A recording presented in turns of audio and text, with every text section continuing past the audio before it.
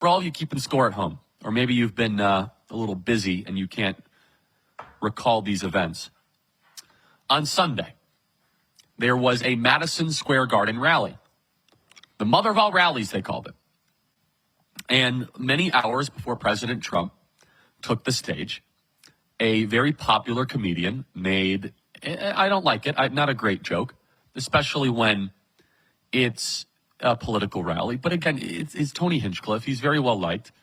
And you got to take it as comedy. And again, if you're not offending people 1 out of 10 times you're a comedian, you're not doing your job. It's a trial and error thing. He makes a joke that, of course, if you do it in a political rally, it gets applied in ways that are not great. Okay. He's a Comedy Central writer, and he writes for all these roasts. Okay. So the media, of course, just goes completely nuts and loses their mind because we're supposed to care about what somebody says as a comedian at a Trump rally. Okay. So the Democrats think they have new momentum because of this joke. They think a single joke, we have a huge momentum, we're going to seize on it. So Kamala Harris has her event on Tuesday evening at the Ellipse. And concurrently, as Kamala Harris is about to do her event, they send Joe Biden, who, by the way, is now doing more speaking and campaigning than he did in 2020, and he's in far worse mental condition today than he was in 2020. They send him on a Zoom call with Voto Latino.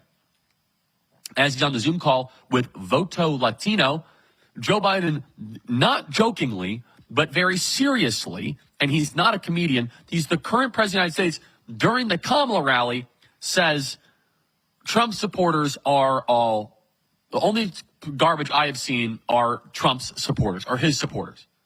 So not, again, it would be one thing if he's like, the only garbage I've seen is Donald Trump. Okay, they've called Donald Trump worse than garbage. They want him dead. They call him Nazi. They call him dictator, fascist. He's been shot in the head. Okay, that would have been bad, but it wouldn't have gotten the response that it did. Instead, excuse me, Joe Biden said that you are garbage. He involved the body politic that he is tasked to govern. And I say this, and I want somebody to correct me. freedom@charliekirk.com. Has there ever been, in the history of the United States of America, a statement by a current president as hateful towards the people of the country as this one? I did some research. Even Abraham Lincoln on this had a heart for the Confederacy, which was a schism and technically a foreign nation within a nation during the Civil War. It wasn't not a foreign nation, but they thought themselves a foreign nation. That somehow that was, Abraham Lincoln still had a heart for the people of the Confederacy. He would never call them garbage or vermin. He said, these are our brothers, and I wish we could get this over with. And I'm so sad we're fighting them. There was a lament, there was a lamentation to Abraham Lincoln's approach. Never in American history has a current president said out loud the hatred of the American people. And again, I would have rolled my eyes if you would have been like, well, Donald Trump and his team are all garbage. Okay, that's not great. But now all of a sudden you're involving the plumbers, electricians, the welders, the veterans, the moms, the pastors, the priests, the rabbis, the everyday Americans. Now, like, whoa, that is completely different. And it wasn't that Joe Biden said something that he didn't mean. It's that he didn't mean to say it. And those are two completely different things. Let me say that again. It's not that Joe Biden didn't say something he didn't mean. It's that he didn't mean to say it. It is a deeply held belief of the regime that the people of this country are trash, therefore worthy of discarding. So I was texting with a New York Times reporter as it happened. I said, oh, this thing's going to just light on fire. And this just goes to show these reporters, they don't quite understand how things work. And he said, what do you mean? I said, oh, this is going to be the #1 news story for the next 3 days. And he said, what? I said, oh, I know the internet. I know this is going to be huge. He's like, all right, let's see. And then he texted me back yesterday. He's like, whoa, you were right. It was the #1 trending story on the planet, 3 million tweets on Twitter. And then Donald Trump brilliantly decided, and this is what you do. you use the marker of disdain in your favor. You use what they consider to be a negative and you turn it into a positive.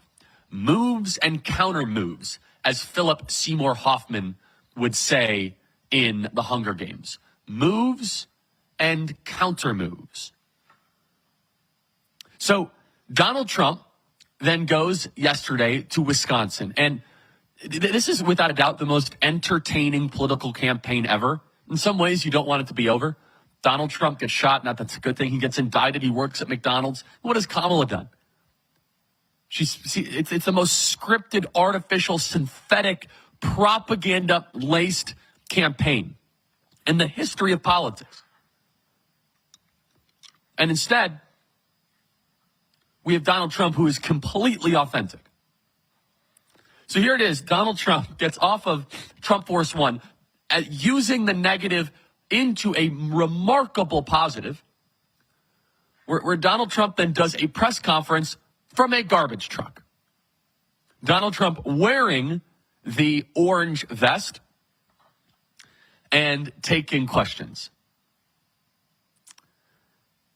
This is only 5 seconds long, but play cut 76. How do you like my garbage truck? This truck is in honor of Kamala and Joe Biden. I wish we had longer tape there, but there is Donald Trump in a garbage truck taking questions, holding a press CNN as Donald Trump takes questions. Could you imagine if you are an average CNN viewer and you just kind of turn on your TV and you have no idea what's going on? All of a sudden, Donald Trump's taking questions out of a garbage truck. Let's play cut 83 here. So I had a few people reach out, so I figured I'd jump on here and just let everybody know that was me driving President Trump's garbage truck. There's me with Vivek right there, but I gotta say it was an honor and a privilege to drive Garbage Force One. President Trump is just a normal, everyday guy. He hopped in, no problem. He looked at me, he said, give me one of these right here, and we don't have one of these, we have one of those. So I honked a couple times and he laughed. He said, how about we take this bad boy through McDonald's? And I said, sir, I don't think she'll fit in the drive-thru. He said, it's all right, I used to work there. And he turned to me and he said something, and I'm getting chills just thinking about it. He said, this is really sticking it to Joe Biden. I said, yes, sir, it is. So, Joe, consider this a message to you, because you called us garbage. In order to prove that we aren't garbage, we got a truck that hauls garbage. Does that sound like something garbage would do? Would be to drive around in a truck that hauls garbage? I don't think so. You made a mistake, Joe. You can't call a group of people garbage unless it's meant to be funny. And in that case, those people need to stop being so soft. Maybe get a sense of humor. But if you call me garbage, that's offensive. And you should consider what it's like for people's feelings to hear that. You might as well call me Oscar the Grouch, because you done pissed me off, Joe. And if being a patriot is what they're calling garbage these days, then yeah, I am garbage. Because I'm going to show up to the polls wearing a garbage bag to show you what us white trash can do. Show up. By the way, this Halloween, all of you guys should be wearing that orange vest or some garbage trash aesthetic. You see, they try to minimize you. They try to marginalize you. This is his connection with the people. Could you imagine if Kamala Harris were to win? What would be the argument as to why she won?